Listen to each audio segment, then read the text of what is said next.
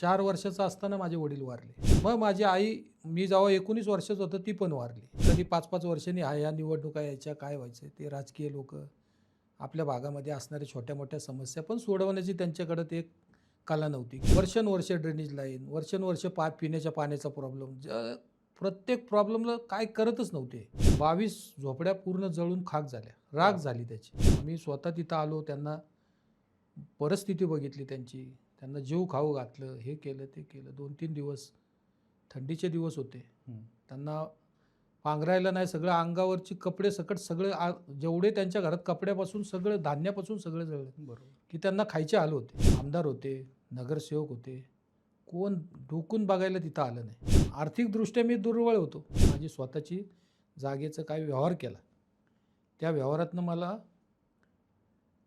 पैसे मिळाले, तर त्या पैशातनं मी त्या 22 घरांना, त्या लोकांना न्याय दिला, त्या लोकांची घरं बांधून दिली. त्यांना घरं दिल्यानंतर ती घरं एवढी लोकं खुश झाली.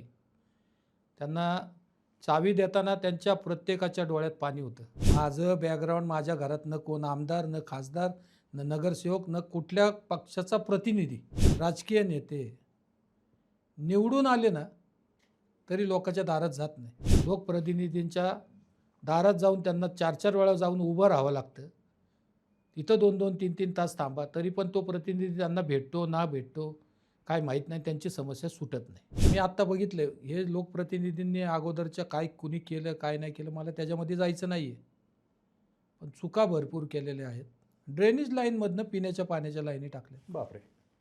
आणि ते जर कधी फुटलं तर त्यांच्या घरात ड्रेनेजचं पाणी येतं. मला जी समस्या, माझ्याकडं फोन आला की तिथं जाणार, त्या अर्ध्या तासाच्या आत माझ्याकडे माणूस जातो तिथं, एकदम फ्री, सगळा खर्च तुम्ही मोफत, करता. कुणाला 1 रुपया द्यायची गरज लागत नाही. दोन्ही वेळेस तुम्हाला अपयश आलं, काय गरज काय?